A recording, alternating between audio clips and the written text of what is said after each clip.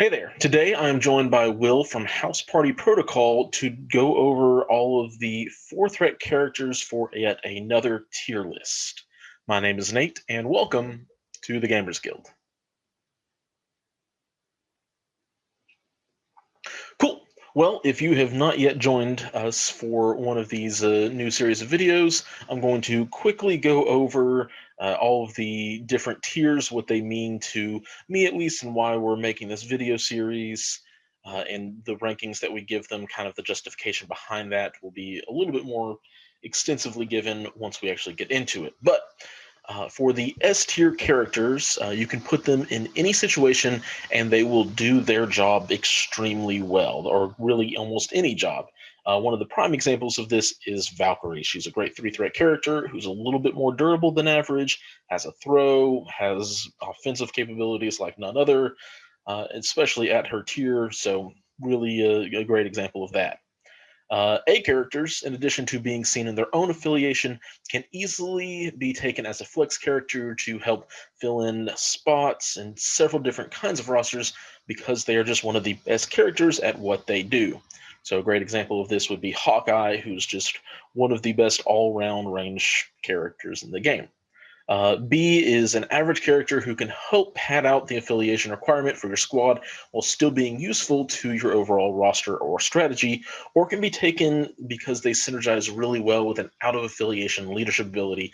Great example of this would be like Captain Marvel, who does really well in A-Force, but also can do really well in a team like the Brotherhood. For the C tier, we have a below average character who lacks in a special role or is just kind of a jack of all trades but master of none category. A great example of this might be Ghost Rider. And then finally, at the D tier, we have a character that in most situations would be outshone when compared to other characters in the same affiliation and same threat range. And with that, let's get into it. Will, who is the first character you want me to throw up there, and where do you think they belong? I think we're going to start off hot. We're going to start off with the hotness. Maybe a little OG hotness, but still hotness. And that's Black Panther. All And right. I think he deserves to be in the A tier still at this point in the game. I completely agree with you on that. He's got a solid leadership. He's got defensive tech. He's got offensive tech. There's not much that you don't love about him.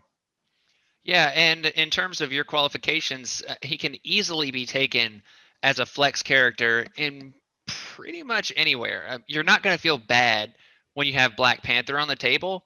And I think that's why it's such a good place to start with this list, is because Black Panther's a great character. He's been out since, I mean, almost release basically, and he's still putting in work. And I think that he's a character that's maybe been overshadowed a lot by more recent releases and the real new hotness.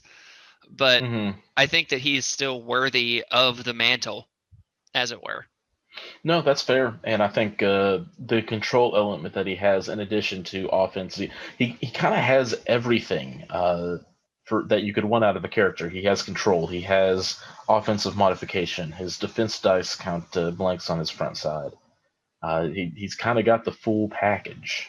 Yeah, and he's got an out of action movement in Yeah. his pounce. I mean, like it's literally ticking boxes for excellence in a character right here. Yep, which is a little bit crazy that he just doesn't make it into S tier, I feel like. But so many of the things that he kind of rolls with cost power, including his leadership is one that costs power, and his power generation isn't always going to be excellent. So Yeah. I think that's fair, and I think that you could make a case legitimately for him being in the S tier. I think that someone out there watching this video is probably going to make that case, mhm. and that's fair. I don't have any arguments with him against being in that S tier per se, but I think he fits more in the A tier in terms of just he's not great in everything. He's really good at almost everything, but he's not just set it, forget it, great at everything. Yeah, So I think that's fair.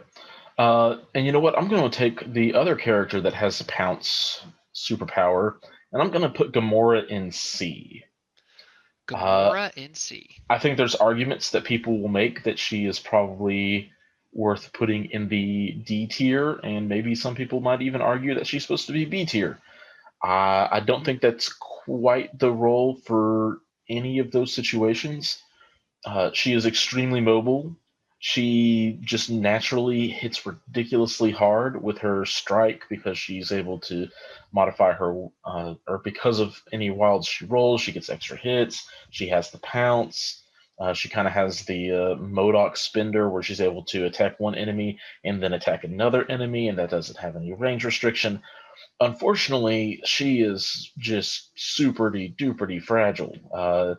5 health on front and back, and 3s across the board. She does have martial prowess, which is probably the main reason I'm not putting her any lower. Oh But wow. I think C is where she's at. So I think I'm gonna have to disagree with you on this one, Nate. All This is right. probably the first of many. So C tier, like when you look at what a C tier is in terms of your qualifications, right? A below average character who lacks in a special role or is a jack of all trades, master of none. Yeah. Gamora is the epitome of special role character. She is the probably best assassin, like pure assassin character we have in the game that can put out such good damage for her threat value comparatively. You know what I mean? Like Yeah. no other 4 threat character has a 6 dice builder, right? Yeah. No, So I think that's fair. I think you're right. I think she needs to go up to B, I based think off she's of just B tier. what we've talked about. Yeah. And I think that she's not someone that you're going to take necessarily out of affiliation. She's not going to play in every affiliation and stuff like that. And while her survivability is definitely lacking, and I feel like that's where we see her stumble is when she's trying to kind of go one-on-one with someone that can tank that damage. But that's not really where you're going to want to use her per se. So that's why I think she deserves to be in B tier because she is a specialist. Hmm. And what she does probably better than anyone. All right, sir. Well, who would you like to put up to bat then? So I guess let's just keep it cosmic now that you've already unloaded this on us. Let's go with the big guy himself, Black Dwarf. All right, and where you want to throw him? I think Black Dwarf is a B, but you could take him down to C, and that's only because the Master of None aspect of this character.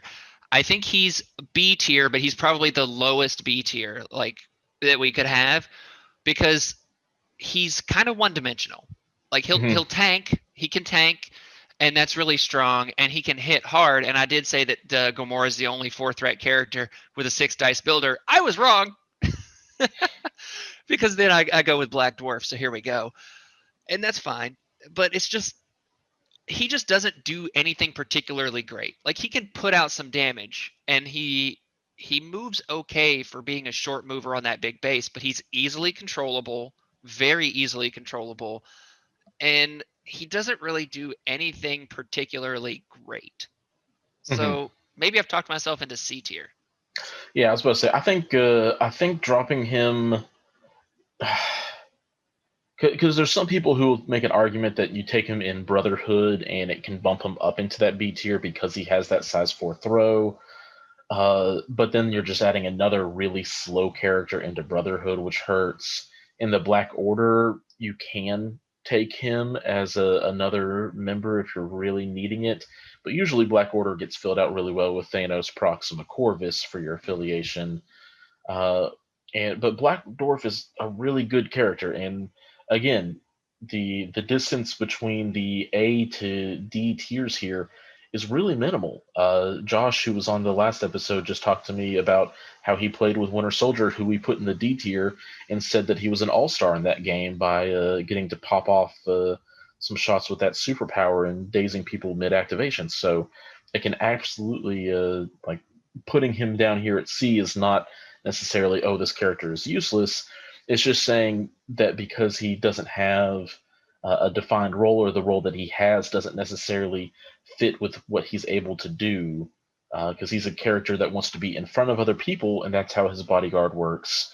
Well, unfortunately, he's a slow mover, so it takes him a while to get there, and even once he does get there, uh, so yeah, no, I think C is a safe place to put him.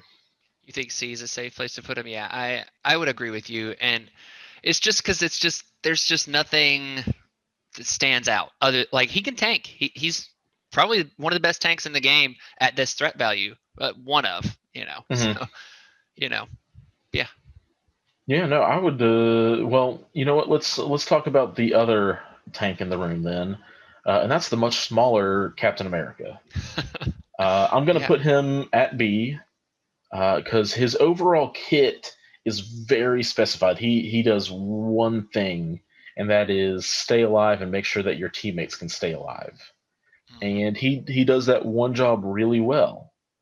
Not to mention, he's got one of the probably best 3 or 4 leaderships in the game, Yeah. with a day unlike any other. So I feel very confident. He's a well-known character. If you got the core set, you know Captain America, biggest affiliation backing him up.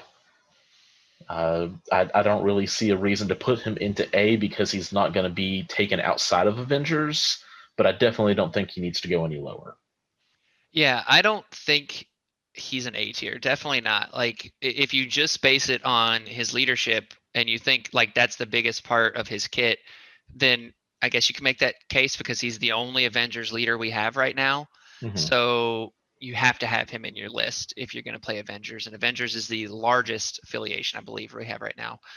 So I can see the case there, but I do agree with you, Nate, that B tier is where Captain America fits best because he is he is probably the ultimate tank because of when he flips over being able to count blanks when he uses his vibranium shield. He's rolling 6 defense dice against the physical and energy attack types, and being able to count those blanks is just insane.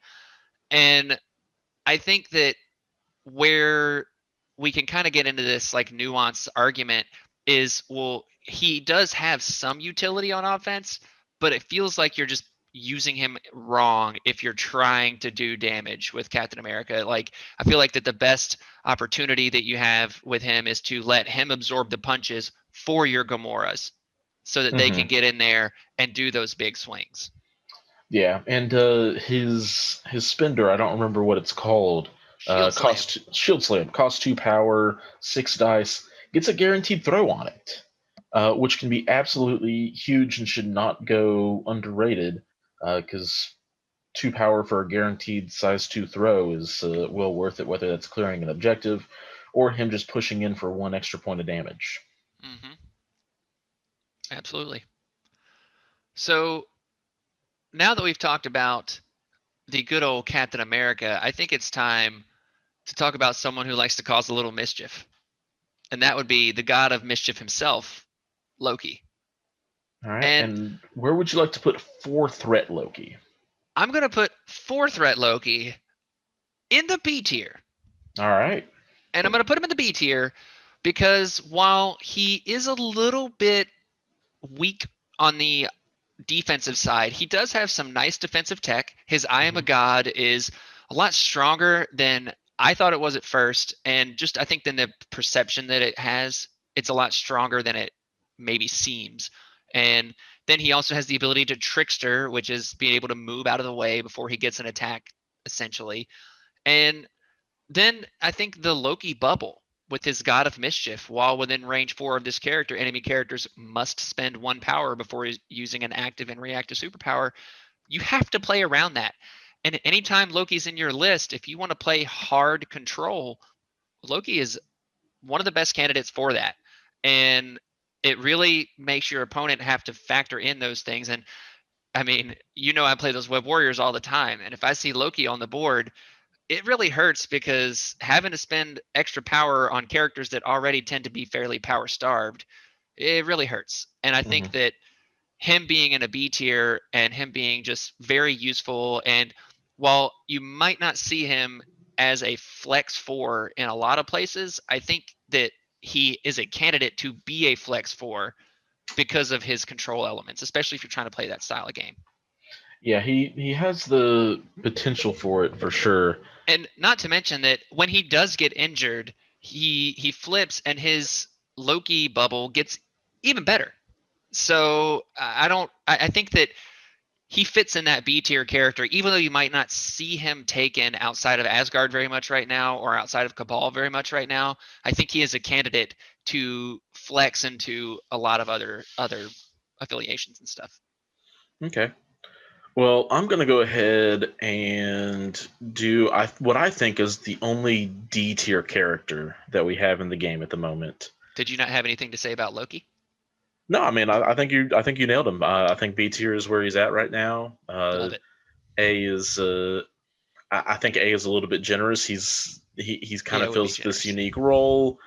He's definitely not C tier, and I think there's a different discussion for Loki with a gem that we'll have in the 5 threat to tier video when that comes around.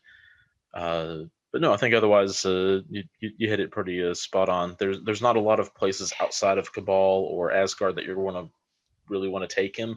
Maybe Avengers, maybe, but then you're usually doing Thor and Loki, and that's 9, if not 10, of your threat right there. So it's an expensive duo. It's a fun duo, but um, yeah. So for me, Ultron is our only D tier character. Wow. Uh, and again, a character that in most situations would be outshone when compared to other characters in the same affiliation and same threat range. Uh, I can't see any 4 threat character in Cabal that I would take Ultron instead of them.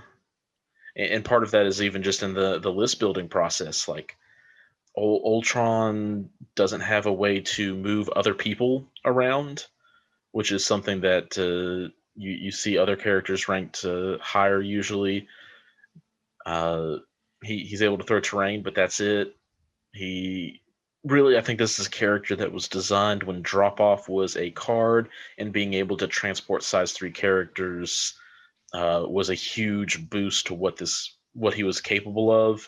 And with that taken away, he's lost a lot of his unique utility because Age of Ultron just isn't the big impact that I think people always thought it was going to have once we've gotten further into the game.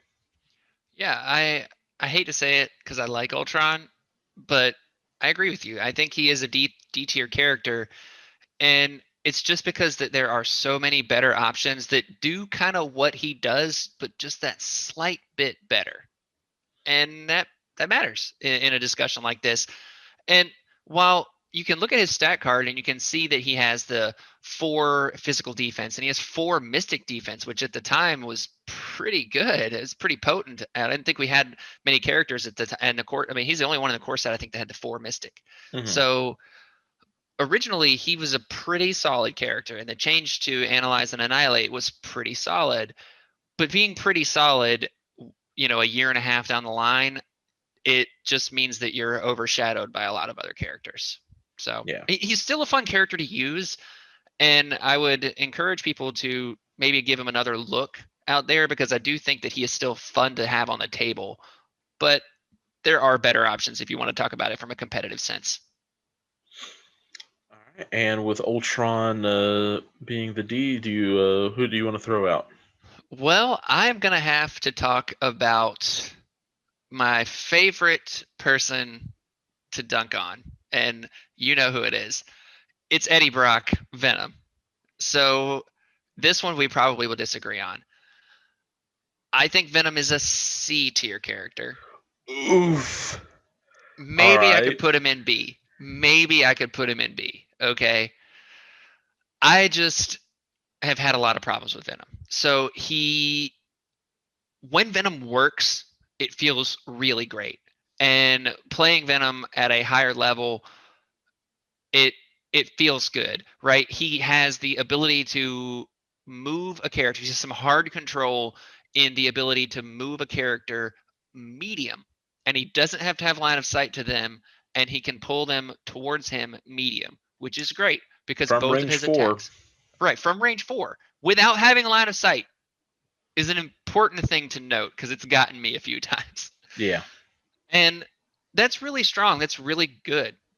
but then he moves short on that 50 millimeter base, which is better than Crossbones' move, but not that much. And then both of his attacks are range 3, and you can easily play around his Venom clapback, if you will, which is the We Are Venom, so many snacks combo, right? And that combo cost you 5 power. He only has 7 stamina, and if you're doing a Clintar Rage, which is his throw, if you're doing the web snare, and if you're trying to do a We Are Venom, which is his best attack, you're kind of spending the power that you would need to do his biggest deterrent. And if you're saving for the deterrent, well, then you're not maximizing his efficiency. So he's a character that when you play him in Web Warriors, he feels better because that 2 isn't as bad. Like being able to re-roll just one of those is great. And when you play him in certain places, he's okay. And when he has a bodyguard to hang out with him, he's fine. But he's also just very niche or niche. I don't know how you say that word. Yeah. And that's where it kind of just he loses something for me. He's so easily controllable, and at this point in the game, where we have range 4 attacks all over the place, and we have control in a lot of different places and a lot of good places, he's just really easily controllable, in my opinion. And he can do okay. And there's going to be games where you're using him, and it's going to feel great, and you're going to be like, man, MVP Venom. But there's other times where it's just instant gone, and that feels bad. Yep. So I will disagree. I'm a Venom fan, and he's kind of a one of the most unique characters, maybe in the game, because he is the only, like, you have him in your roster as a counter pick kind of a character, because he plays so well into really the Web Warriors. Oh, he Whether does. that's any of the Spider-Mans with their rerolls, the leadership, he has this very unique counter tech that makes him very viable to bring along. Yes, he does definitely have some power troubles. So putting him in Avengers, putting him in Cabal, putting him in Brotherhood, any of those kind of places is going to be a boon to him. Feeding him into a little bit extra power, giving him the discounts, so that the web snare. I mean, even Avengers turn 1, he can move up web snare to pull somebody off a point, and depending if that's a center point, he could even get an attack off round 1 despite the slower movement. Lethal Protector is very unique. So I will make the argument that I would probably consider him B tier, but at the same time, it's not as strong enough. But no, at the same time, like, I can't see Gamora sitting up in B and Venom down in C when he has a throw and a pull. I can respect that. I can respect So that.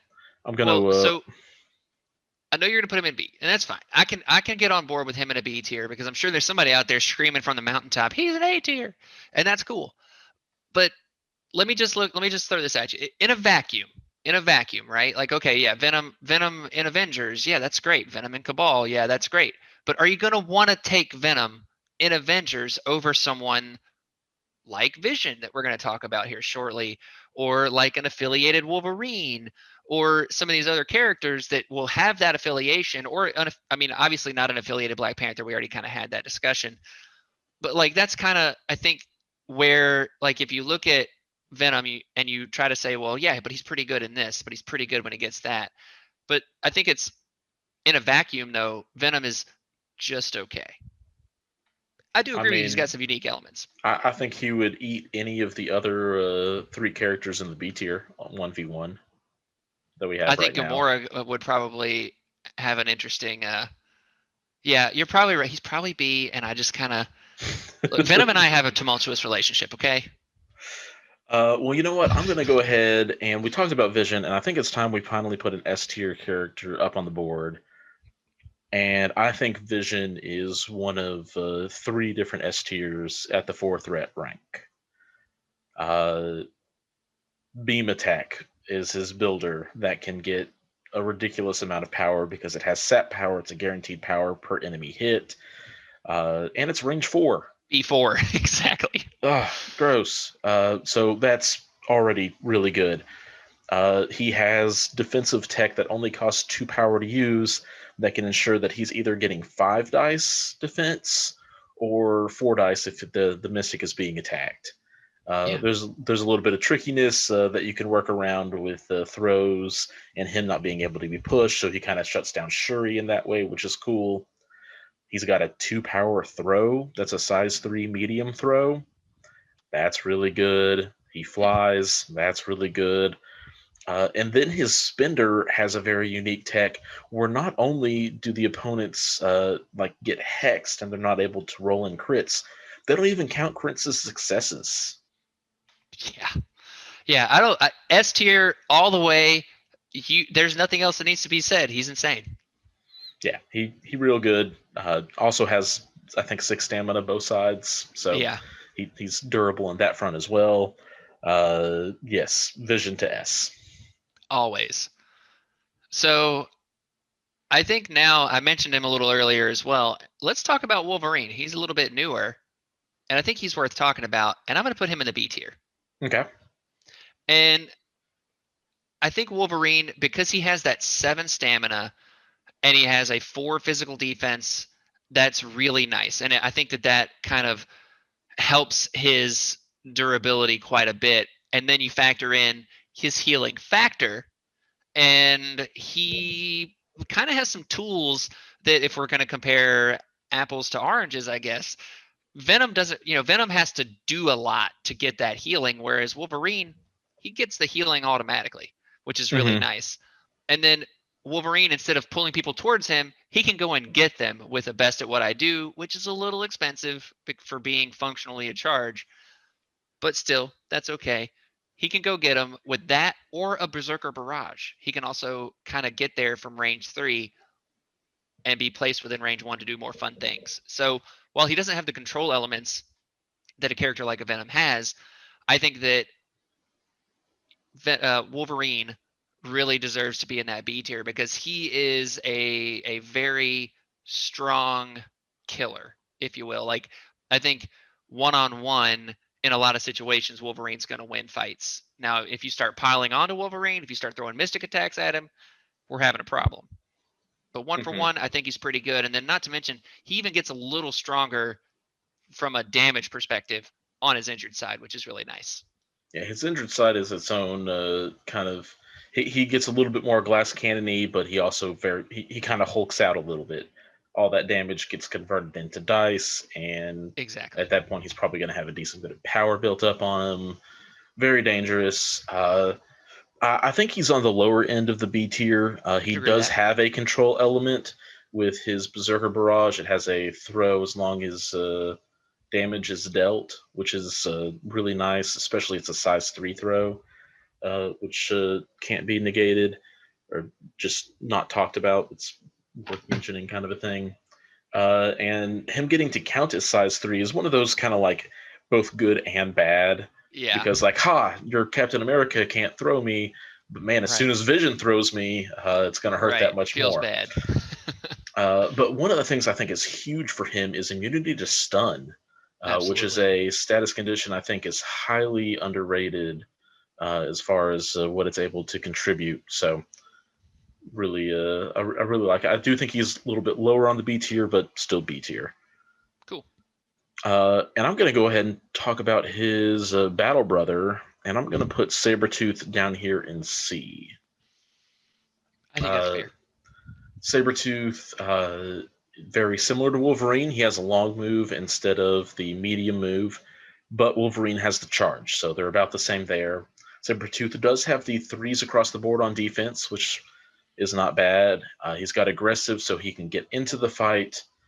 And he doesn't have to deal with Shuri or like a Black Panther pushing him away. He can come right back. Yep. Yeah, so he has those things. He also even has Venom's so many snacks ability, kind of sort of with his Untamed Force. After an attack is resolved against this character, he gets to make very specifically a claw slash. So he can't use his spender on it, which is a little bit of a downside. But really, where all of this just kind of builds to is Sabretooth only does one thing, and that's attacking people.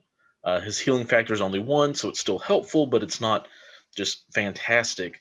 But he doesn't really have any dice modification. For No Mercy, which is for 3 power, you can add dice up to the amount of damage that character has, up to a maximum of 3. So 3 dice for 3 power is above average, but they have to be already damaged. And so if you're wanting to do like Savage Predator, you're also then fishing for a wild and a hit. Like I've just had him not be as consistent as other 4 threat characters as far as dealing damage, and that's really the only thing he can do. Yeah, so you're putting him in the C tier. I think it's fair to put him there. I think he's almost a D tier character because while he does do the damage, he can put that damage out there, and he moves long, which is nice, but he's still got to get there, and he's got to stay healthy enough to get there. And his defense is being just kind of average versus a lot of people a lot of characters can hit from pretty far ranges, so he doesn't have any way to kind of deal with being hit from those ranges. Like he can get there with aggressive, which is fine, but it's just kind of not great because he's got to be range 2, which you think range 2 is a lot of characters have range 2, but he only has range 2. There's no way for him to close any kind of distance other than aggressive, which okay, like that's fine, but I just don't see him being able to do as much as other characters. And like C tier, I mean, yeah, okay, but I like mean, he just doesn't. he's definitely below average, Yeah, and he doesn't really even fit within his own affiliation with Brotherhood. yeah. And as an assassin character or a damage dealing character, there's other characters I'd rather have. Hmm. And I don't see Sabretooth outshining really any other character in that department. Like he can ramp up some damage at like when it just randomly, Hmm. but he's just okay. Like he's the epitome of a just okay damage dealer in our game right now. And if you see him coming, he's easy to deal with, I think. Yep, you can. While the pushes off of like Shuri's gauntlets or something isn't going to do it, a medium throw will get him out of the way and force him to use, basically, essentially stagger him, because he doesn't have any of those longer ranges and doesn't have a Exactly. way to close that gap. Where like Wolverine, again, Berserker Barrage lets him place himself within range 1, which just gives him that little bit of extra movement. Exactly, and that matters. And even Wolverine's charge, what ends up being like his charge, the best at what I do, you know, that's a way to close distance. And while Sabretooth has a way to close distance that is not on his active turn in aggressive, the fact that he has to take damage in order for aggressive to trigger means that you kind of don't want your dice to save you most of the time. And then, okay, well, you're taking damage. That 6 stamina can go real fast. Hmm. That's why that's but C, okay, but D is just a real answer. All right, well, who do you want to throw out there? So characters, this character is one that I wasn't in love with originally, but I have had a newfound respect for, and I've kind of grown to really like what this character does. And if you want to talk about assassin characters, this is another character that I think is A tier in that department, and pretty much everything that Sabretooth wishes he could be. And that's Killmonger. Because Killmonger is a really great assassin. He has the ability to close that distance. He has an energy attack as his builder, which is nothing to scoff at because a lot of these characters we've talked about have physical attacks, and a lot of like even Gamora has that physical attack, which is the strongest defense generally, the most represented defense generally. So I think Killmonger having that energy attack as his builder with the wild pierce, having a black ops strike that can go from range 3 and only cost you 3 power as opposed to again Sabretooth, if you want to use a comparison, costing you 4 power. Now granted that one gets you an extra attack potentially, but still, this one gets you a stagger on a wild, which is very strong. And then he has the ability to re-roll dice. He can see what the dice results are and then choose to use a different result with his special forces as well. And then let's not forget about his kill count tokens, that as he amasses kills, he can re-roll other stuff. So like not only does focus on the kill happen, but the adding extra dice, it's just, and I think Killmonger is A tier all the way. And then let's talk about the fact that you throw in Usurp the Throne, because I don't think we can talk about Killmonger without talking about that card. He's probably the best single target elimination character in the game. Probably. I mean, I definitely think so. The ability to be focused on the kill plus the usurp. He definitely puts himself as the elite single target damage dealer.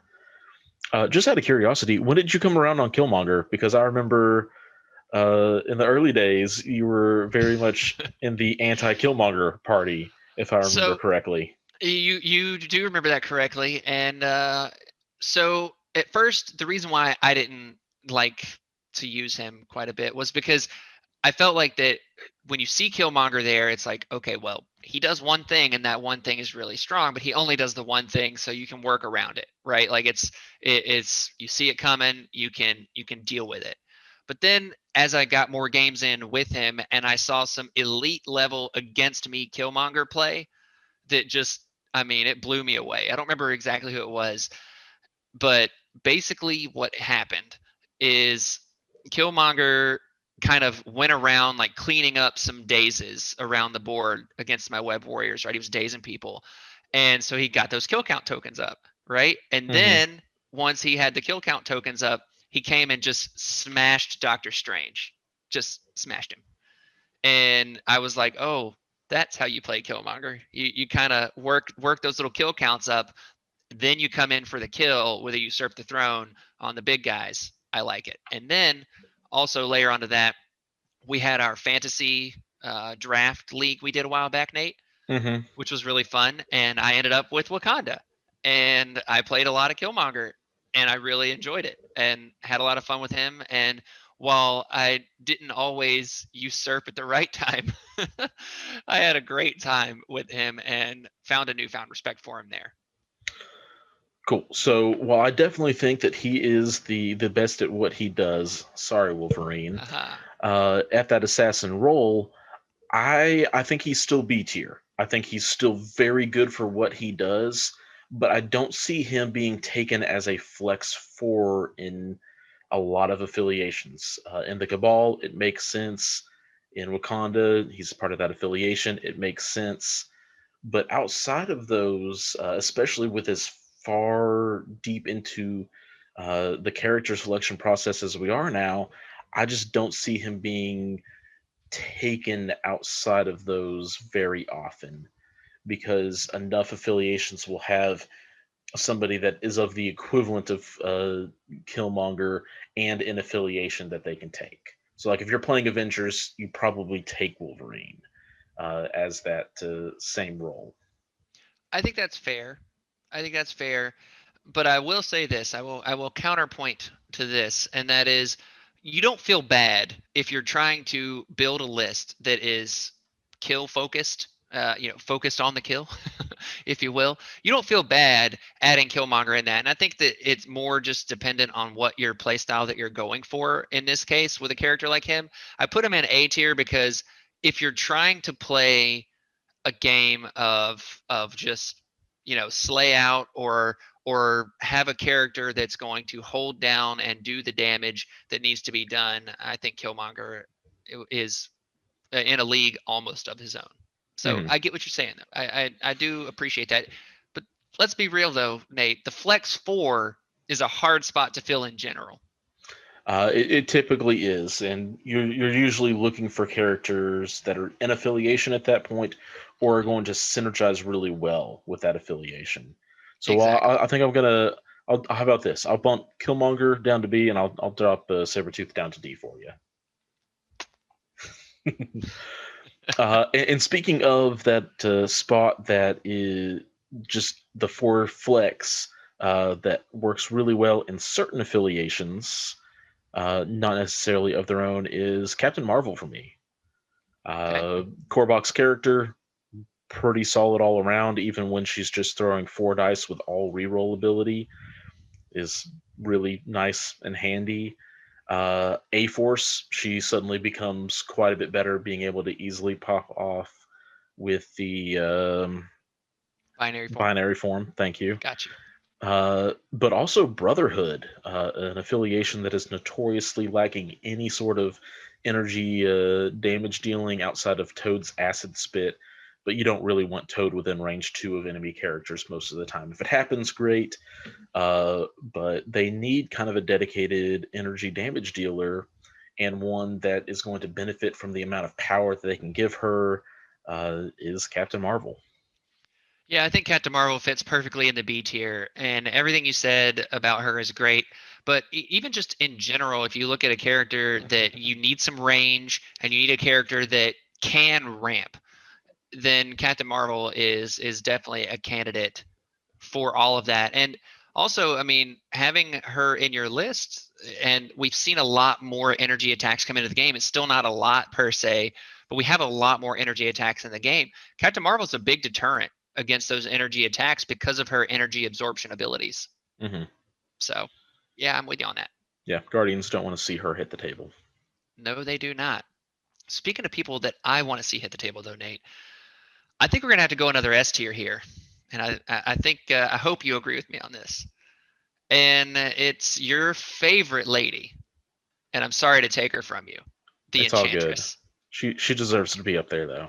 Yeah, she does. You're biased though. You're biased. That's why I I had am. to I had to help you here. So Enchantress is S tier at that 4 threat because while she's unique, she also brings a lot of elements from other characters and combines them into this package that just creates a powerhouse. So we mentioned Vision earlier about his builder being Beam with a sap power. Guess what Enchantress has?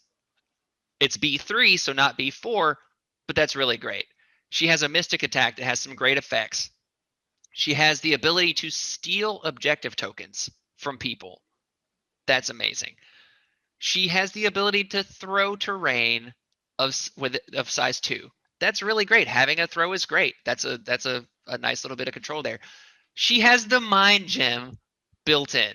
So that's a form of hard control right there. That's great. The mind gem being able to advance a character as long as they're within range 3 of her, advancing them short. Advancing them. That's another key point here. She's an Asgardian, so she gets extra power. She also has a really great mystic defense and a superpower that taxes your opponents if they want to use her weaker defenses. She is S tier all the way. Just really great. Has really great tech just all over the place. I can't even with how good she is. Yeah, she has a couple of very noticeable weaknesses, and that is any character that has 2 power that can attack her Mm-hmm. in the physical and energy, and throws. She does not like things being tossed at her. Correct. But even then, she's got 6 stamina on one side and I believe 5 on the other.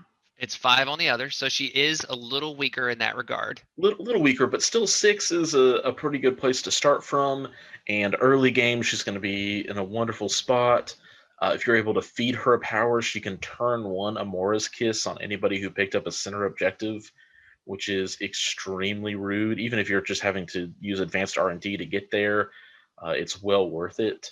Oh yeah. Yeah, just so much versatility. While she may not necessarily be dealing as much damage as Vision, she has and doesn't necessarily control her defense like he does. She has some defensive tech, and she has so many more control options And again, also somebody who can fly, which just helps. Oh yeah, and if you want to compare, we have Vision in this S tier as well, and I think it's a fair comparison to say, how do these two S tier characters line up? Well, they both fill very different roles. Vision is significantly more offensive minded in terms of the attacking aspect of the game, whereas Enchantress is much more nuanced and much more control focused and denial focused, I think, than Vision. So while she has more quote unquote weaknesses than Vision per se, they actually are very similar in terms of their strengths and weaknesses, but they just fill different roles on the battlefield. Hmm. You have one good guy, one bad guy with the beam and everything else. Exactly. All right. Well, I think we need to throw somebody else into C tier, and I'm gonna throw Cyclops in there. Yeah, don't get me Uh, started. and I was about to say some people will maybe say put him lower. I don't think we can at this point. I think he can go into the X-Men and is really the X-Men's only energy damage dealer. We're about to get Cable, which will help some with that. But even then you're taking in a five threat character for it and stuff. His leadership ability is admittedly not great. Maybe the worst leadership ability because it's very very specific with how the value can accrue and who can do it, and then on the board it has to translate very specifically. Uh, so really, you don't want to take you. I'm trying to keep Cyclops' leadership out of mind for this, and he otherwise has a kind of nice kit, uh, but I don't really see him being taken outside of X Men. If you're looking for energy damage dealer outside of X Men at the fourth threat, you've got Vision, you've got Enchantress, you even have characters like Captain Marvel and Killmonger. I just can't recommend him any higher than C.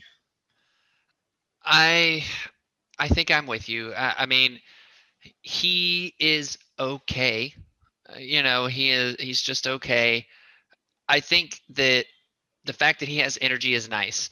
The biggest problem that I have is okay, yeah, his leadership is it's just very lackluster. But maybe we haven't seen yet the full potential of it. And that's because I believe X-Men is still such a new affiliation in the game Hmm. overall that maybe somewhere down the line, I mean, who knows what Jean Grey is going to bring to the board and stuff like that. And so I think there's a lot of space to explore within Cyclops, within his leadership.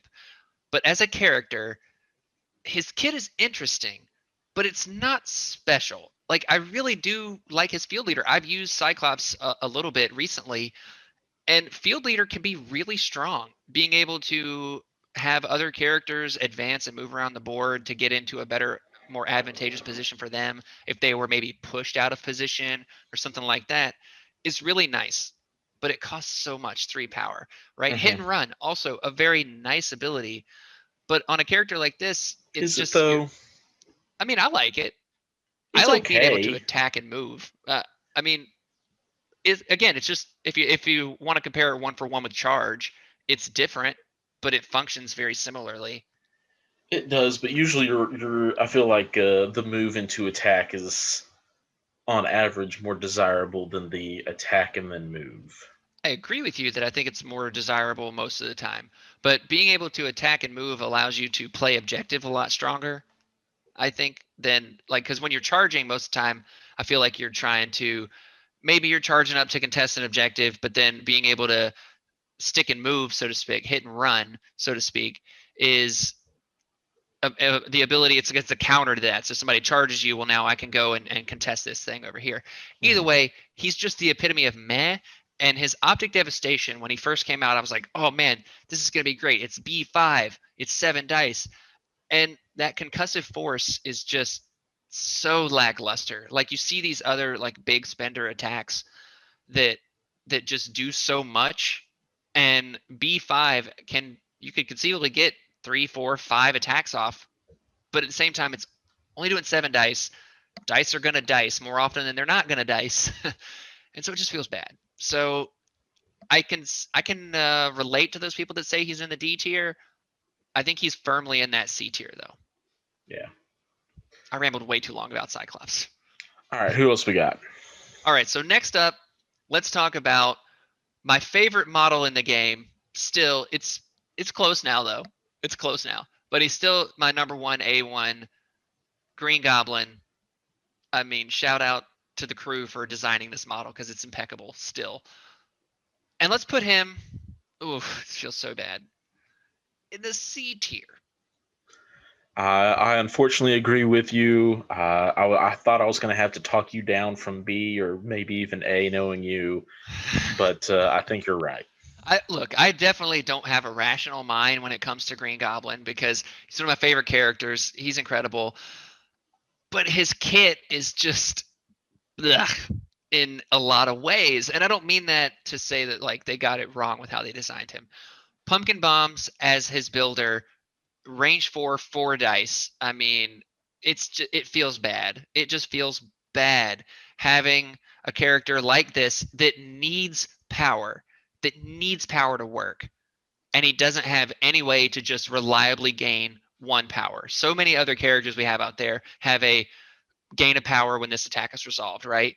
And if he had 1 more attack that would just straight gain him power, like the impact webbing on the spider people, Hmm. he would immediately vault up the list.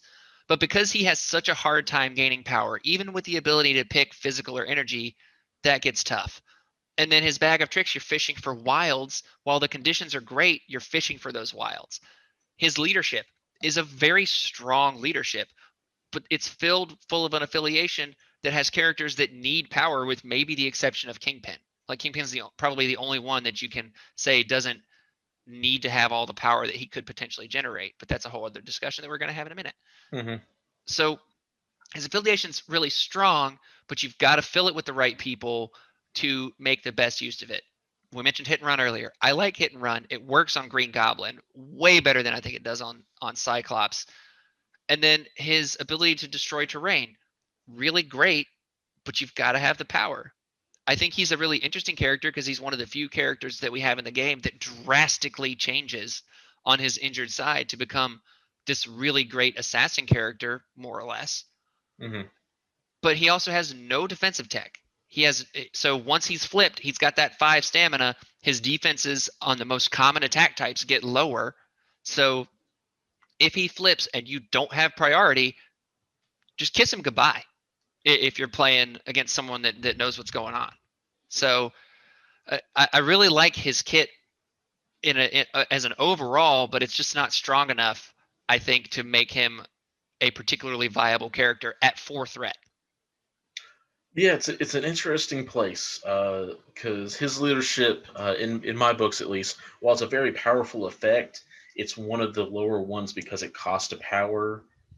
And we also have now seen Cable, who has a very similar effect. It's rerolling their own attack dice instead of making your opponent reroll one of their defense dice. But it doesn't cost a power. It's only once per turn. So our S tier characters up here, like Vision and Enchantress, who would have the power to spend to do it all the time, aren't allowed to do it all the time. But man, no, I love the way they designed Green Goblin. I love all of the different abilities he has with the hit and run. Makes sense with him, especially being able to get away after the pumpkin bombs. And then on the flip side, he gets more aggressive. The glider ram is magnificent. And then he finally has that way to get all the power he wants with Unstable Right. Psyche.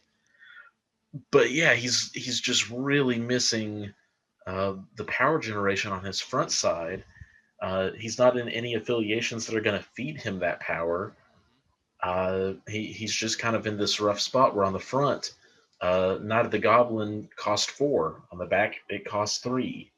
It's On the really front, cool design, and I really like that. And in pumpkin bombs on his injured side, it goes up to 5. yep, Which that 1 die makes such a big difference.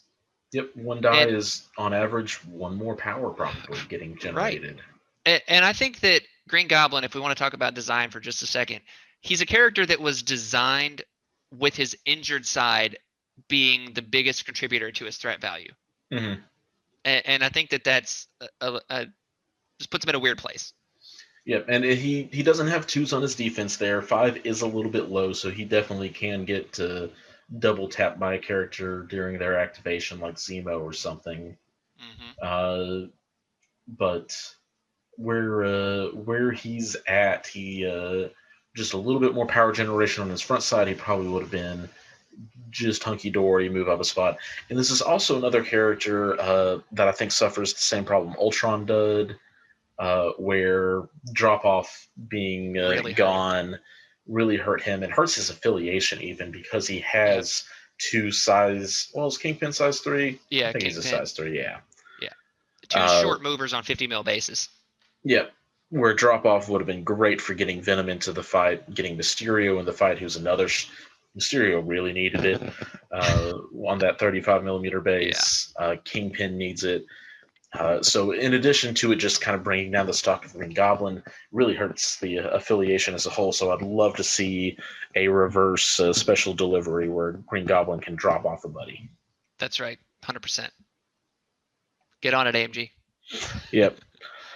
And with that, let's talk about another A tier character because really, I think this mountain here speaks to a pretty balanced 4-threat space, which is kind of cool. And I'm going to throw out Daredevil and put him into A tier. Yes, I was worried I was going to have to talk you up on Daredevil. Man, he's not a character I've played with very often. I will fully admit that. But man, he does a lot of things just really well. Yeah. So he has the ridiculous ability to count blanks in his physical and energy attack rolls. There's no distance that matters. It's not the martial artist. It is just radar sense levels of good. In his defense values, yeah. Yeah, in his defense. His strike stuns. He's got a longer range attack that you can use. And it's a push towards, which is a little bit weird. It plays really well with Web Warriors for a bit of control. Yep, and then a lot of them are doing that. He plays well in defenders, being able to modify his attack into a different style. His superpowers, which change from side to side between the Man Without Fear, Devil of Hell's Kitchen, give him additional ways to be aggressive, which is great. He's got the long move, so he's going to be mobile throughout the map. But really, I think the things that stand out here are the radar sense, being able to make him a lot more durable on average, if nothing else, and then his Devil's Deliverance. Yeah, that's the one, man. It is one of the, because really most of his kit says, cool, let me go into a 1v1 on the edge of the battlefield, and I can just tank it. I've got the radar sense. I can stun my opponent, so their power generation is going to be very small. But he also is able to just flip a switch and go into, cool, I've got 3 enemies around me. Let me just wipe the board. Yeah, and that's the thing that makes Daredevil A tier. You're not going to necessarily get maximum Daredevil on every crisis, right? Mm-hmm. But man, if you're playing a crisis where you expect there to be a fight somewhere kind of in the middle or somewhere off to a side, or you're playing a team against someone that's more likely to use less models and kind of clump up, Daredevil is the master of that because of his Devil's Deliverance. And you look at it and you think, oh, it's A2, it's only 2 dice. But then you read that text, it says add 2 dice for each non-dazed enemy character within 2 of this character when the attack was chosen. So as you collect those dazes, which you will, it get pretty strong. And I've definitely on Gamma Shelters rolled some impressive dice with the Devil's Deliverance. Mm-hmm. And it can get, it's good. It feels good when it feels really good. Yeah, when you get to roll 12 dice with it. Yeah, and when you're in those situations, Regardless of the dice rolled, you've guaranteed push enemy characters away short, everybody that's in that area to bubble. So when you're playing on something like Gamma Shelters or where those secure points are just worth a little bit more, Daredevil can absolutely make sure to clear it out, even if it's just long move into a Devil's Deliverance. That can score you some serious VPs. Exactly. And it's really great. And his long move is definitely nothing to scoff at. Yeah. With Wall Crawler, it's like flight. Pretty much. All Yeah. right, sir, who do you want to throw out? He's great. So next up, let's talk about one of the newer characters in the game, and some that I know some people out there, Thrandir, shout out to you, really loves is Medusa. And let's just go ahead and say her alter ego because it sounds fun. Medusa Lith Amaquilin Boltagon. Well done. Yes. So I think Medusa deserves to be in the B tier, borderline A tier. Borderline A tier. You're Because insane. look. Oh, was she S tier for you? Absolutely. S tier for you? Absolutely. Okay. All right. All right, let's hear it. I'll drop her an A, and we'll see what happens. Okay. All right. So she's really good at a lot of things, and I like that she has the ability to. She has a throw, which is great. So that's some hard control right there. And her braid bash with the flurry is really good, but it's nothing like special. But then she also gets to say after the attack is resolved, if it dealt damage, she can move the character short, which is really good, right? So that's good, but she's still got to get there to range 3. She doesn't really have any defensive tech per se. Like Living Strands is nice, but I don't think it's particularly as strong as some other kind of defensive techs. Enemy characters can't reroll or change attack dice when targeting this character with attacks. It's good, but it's also not like it doesn't help you when you're getting 7 dice rolled at you from somebody's spender and you're getting stunned and stuff. So I think she's A now that I've thought about it. I think she's A tier, but I don't think she's particularly this amazing, like the newest hotness of all hotness because she costs 4 threat. So taking her out of affiliation is going to be more difficult, and she Totally doesn't worth it. really fit in all the affiliations that you might want to take her in. Like, so S tier, any situation. I don't think she's any situation character. I think she is still really great. A tier now that I've said it, but I think that she's still really great, but she's not just set it and forget it. Awesome. Okay. Let's hear the case. You ready? All right, so let's start with that top stat line. 6 stamina on both sides. Yeah, it's great. It's above average for a 4-threat character. That's average for a 4-threat character. It's above average for a 3-threat character. Is it? 12 is average for a 4-threat character. So Gamora is on the low end. Gamora's low end. Most of them have 12 or more. Loki's low end, then Captain America is on the lower end of that. He's got 11. I'm pretty sure 11 is. I'm pretty sure 11's probably our, well. So Green Goblin has 12. Kingpin has 13. Venom has 13.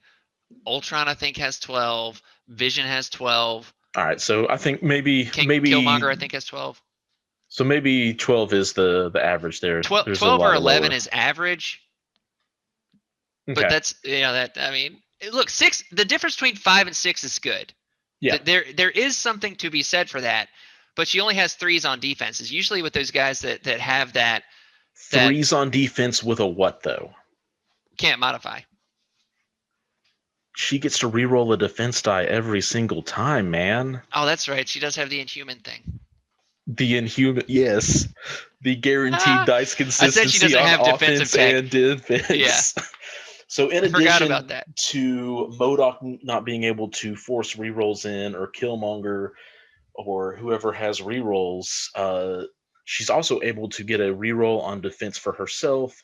She's able to get a reroll on offense as well, which makes her 5 dice really a 5.5 strike. Oh yeah, no, it's good. and then I suddenly think she's being A. able to possibly 3 to 4 dice or 5.5 strikes, building power and pushing other characters either closer to you. You could just chain those to reel somebody in, or just getting multiple people off the point, I think, is huge. Her throw is a little bit unique because it only throws characters. Uh, we've seen people like Ultron who only throw terrain. I think only throwing characters is a bit more impactful. And It she's is. able to do it from range 3. So Yeah, that's range good. 3, size 3 throw. And then to kind of top it all off, she's got the Royal Decree.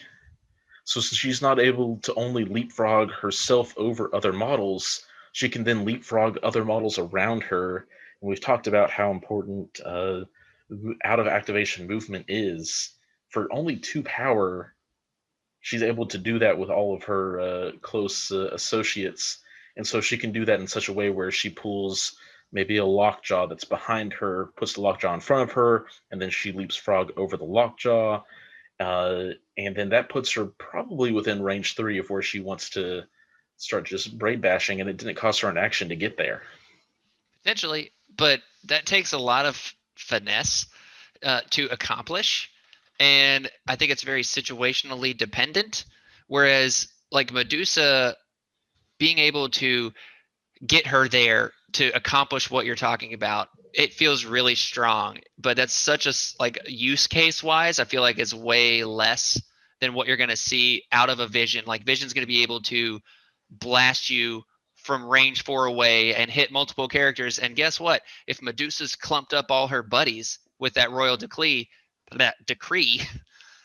Vision's going to have a good day, you know. And a character like Daredevil is going to get in there and have a great day with that Devil's Deliverance with that area attack. And you can look at that and say those are very specific examples of things that counter Medusa. And not everyone's going to have a beam attack. Not everyone's going to have these specific types of tech. But I think that she doesn't fit in that S tier just for me, because it's not just this like set it and forget it, like it's going to work every time just exactly like you envision that it will. Whereas like I think with Enchantress and Vision that we already have in that S tier, I think Medusa doesn't quite reach the levels and the heights of total impact that those characters do. And she's close. I can give her that. You've convinced me that she's closer, but she's still I think in an A tier in that. So I actually think she plays better in A Force than in her own Inhumans affiliation, but that would count as her affiliation. And she would fill out a squad in a lot of good ways, but I don't think she is just set it and forget it, and no matter what, like if it's going to feel good to have a Medusa in there. And she is really good. She is really good. But if you want to put her in the S tier, it's your video, Nate. I was supposed to say, I will leave her in A tier because it makes this mountain look that much prettier. But I do think that she's up there at S. She's able to just do all sorts of stuff for what she is capable of. She's got some really great control elements and stuff, and I really like it. But if the dice aren't in your favor, that braid bash is not going to feel very good. Yeah, until you get an Inhuman reroll. So and the dice still might not be in your favor. All right. Well, speaking of dice in favor, then a character who really needs them is Hela. Yeah. And I think Hela still is a B tier after all this time, and she's not even taken that often. And so maybe she's supposed to be C tier. She's one that is not super huge, even in her one home affiliation of Asgard. Yeah. So I think I'm gonna force myself to drop her. I've always been a pretty big fan of hers, uh, because she does lack a special role. She's durable like Ultron, where she has a little bit of some cheeky action to make sure she stays alive. I think the biggest notable thing is she has a consistent mystic attack that can be easily used. That's what, 6 dice mystic. Nothing. 6 dice mystic from range 4. Yeah, nothing to scoff at. Gets her a soul token, which you can then use to make the next one even bigger. Uh, I really like a lot of the stuff that she has going on, but her lack of control and her lack of extra utility and mobility. Uh, Really, basically, I think if she had a throw, she would be right there next to Captain Marvel at the same level of B, but without any way of any sense of control with her. I have to drop her that one more tier. I hate to agree with you on this because Hela's a character I really like as well, but she's a good assassin type character in a lot of ways. Like her claim soul 6 dice mystic for 2 power. She's always going to have 2 power unless she's stunned. So you can feel good about getting the claim soul and then being able to use those claim souls to add dice is really nice, and then being able to use those claim souls to functionally be immortal is also really nice, and it really helps with the objective play that is the backbone of MCP. But to your point, she doesn't do much else, and that just really hurts her in kind of what MCP has evolved into. And I don't think it's necessarily that you're going to feel bad when you put Hela on the table, and especially if you're playing the right scenario. I mean, if you've got a deadly meteors out there and you're trying to flip those origin bombs, I mean, she's she's great with that. And Mm-hmm. but that's just kind of like this small use case. So I feel like I'm with you. She's a C, and it's unfortunate because I think she is a really great character and a character that's really well designed in a lot of ways. Just it's kind of been overshadowed. All right. So because this is just as kind of with a 3 threat tier video, 4 threat, there's a lot of them. It's going to go long. We're going to go into some rapid fire rounds. We'll pick two and throw them out there. All right, we're gonna do Spider-Man and Ronin. So Spider-Man is C B tier. Yeah. All right. So he's B tier. He's B tier. I'm gonna put him in B tier, and that's because he has a lot of really great control elements that I didn't really get a lot of work with until I started playing more Web Warriors, and that's where he really shines is in affiliation. But if you're trying to play more control, he can do pretty good outside of affiliation. So I'm gonna put him in B tier, and then we'll Okay. go with Ronin. Ronin, in terms of tiering, he's a really great individual character and he works really great with Guardians. But outside of that, he doesn't have as much utility. So I'm going to put him in B, but I could see the case being made for C. I'll say this is interesting because I feel like both of these characters are really at like that B minus C plus grade. Yeah, I mean, I can agree with that even on Spider-Man, but Spider-Man is his attacks are just blech, they're not great. But his taser webs being only 2 power and applying the stun condition if you do damage from range 3 is actually really strong and really nice. But it's more so about his durability with his spider sense and then his control with his web line and his web occult. Mm-hmm. Those are the two things that I put him in there for. And then Ronin, I'm with you. I think he's borderline, but because he's so good in the affiliations that he's good in, like Guardians, and I haven't played him in Inhumans yet, so I'm not 100% sure how he functions there. But that's why I see him as kind of that like C, maybe B tier. Yeah, these are both characters that help pad out their affiliations and work well within their affiliations. They aren't below average in their own affiliations. Spider-Man, again, he's very similar to Venom, but his defensiveness is just in a different way. They both have these Yeah. control elements that are really nice. And Venom's able to hit a little bit harder. Spider-Man's a little bit more mobile, and then they both have their unique defensive tech.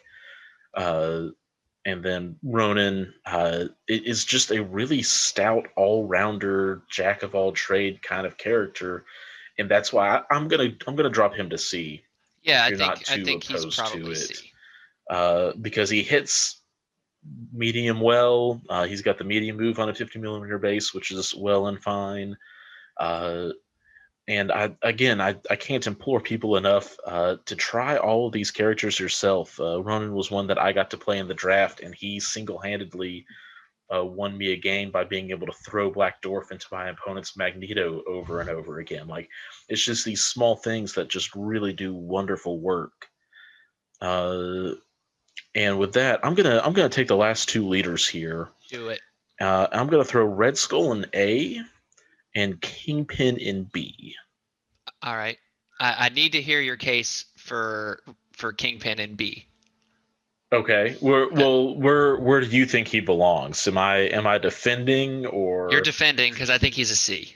you think he's a C? If you're only basing it on the fact that he brings Criminal Syndicate, okay, fine, he's a B because he's the only way we can get Criminal Syndicate right now. But as a character in a vacuum, he's I C. agree with you on that end. I think very similar to why Cap is a B tier.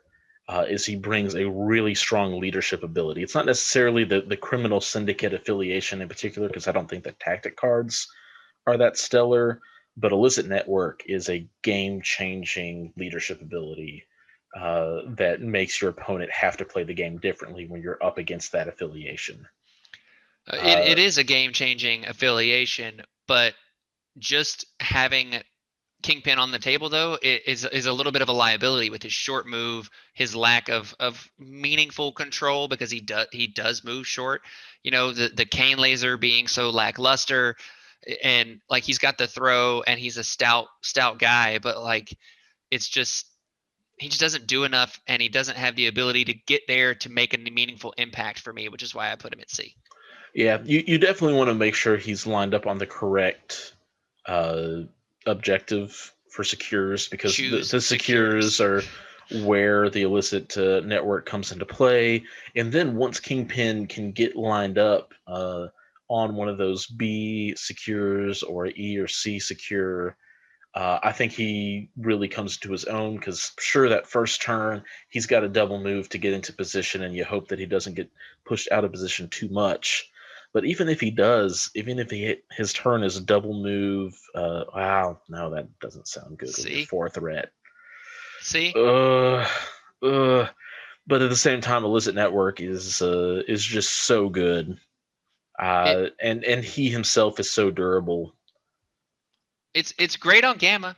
It's great with Gamma, and that's kind of about it. I mean, like that is like the other scenarios where that leadership is good.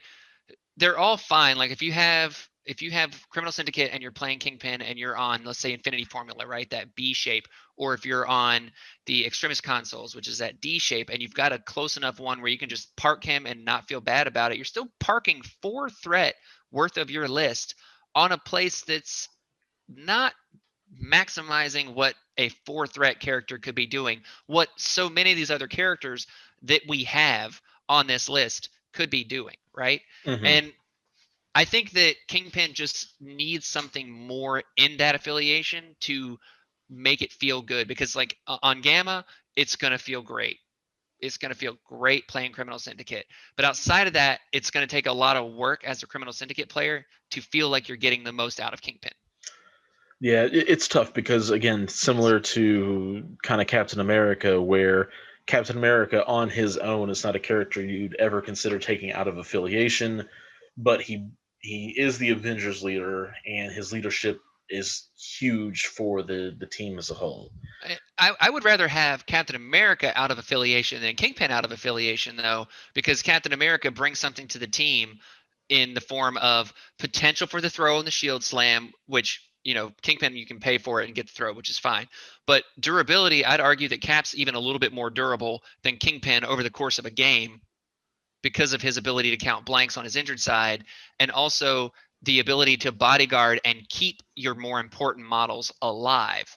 Yeah, Kingpin's got a little bit more offense. I think Kingpin's similar to Crossbones, and I think Crossbones is actually probably a B tier himself. Uh, once he's able to get into the fray, if he's able to stick in that fray, he's going to be fine. He's got a 2 power throw. He's durable, as we've already talked about. Hail to the King is a really nice spender for just 3 power. guaranteed stagger, guaranteed throw. Yeah. Uh, but he needs to get there, and that's a little bit. So he's probably on that C plus B minus cusp that we've talked about. Other characters likewise. Right. Uh, and with that, sir, we've Red got Skull. one You left. you Oh, gotta you Red gotta. Skull. Do I need to justify that? No, I think he's good. I think No, I think especially now that we have a new leadership for the Cabal, it actually we can get a look at what Red Skull as a character really is without thinking about just that leadership. Yep. And while I will fully admit I have not dove deep into what Sin is offering the Cabal and what she brings to the table, Red Skull probably, if Cap is a top 4 leadership, Red Skull is probably a top 2 leadership ability because most everybody in the game wants to attack. Most everybody wants extra power. So it's just such a universally usable. And then on top of that, his own kit's actually pretty decent. That's the thing. I think we've been in this weird space of like looking at him as like a MODOK teleporter for so long that we kind of forget that he's got a pretty good kit. Yeah, he can be played offensively, and then if he gets targeted, he's able to Hail Hydra, the reverse bodyguard, which works out really well. And we haven't seen anybody else have that yet. Exactly. So that's some cool tech. He's about to have a 2-threat Bob that he can throw that at too, which is really nice and a little bit spicy, I think. But even then, Bob does like to make it spicy. Yeah, Bob does like to make it spicy.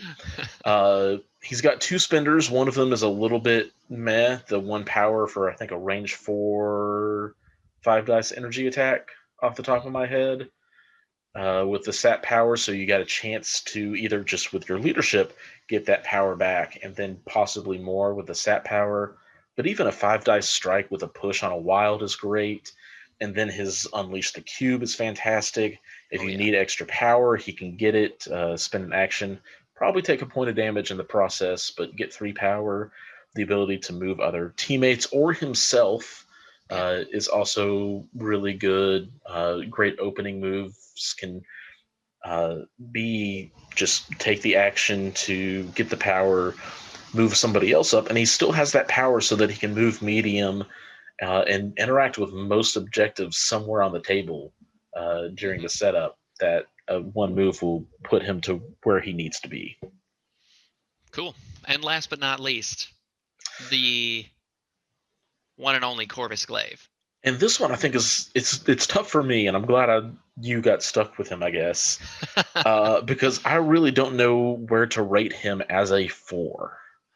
As a 4, he's still a B. If you put the reality gem on him, and you I think that putting the reality gem on him makes him a 5 threat character, and at that 5 threat, he jumps into that A tier because the reality gem really kind of pushes his kit to that next level. As a 4, he's B plus borderline A because he does have some really great abilities.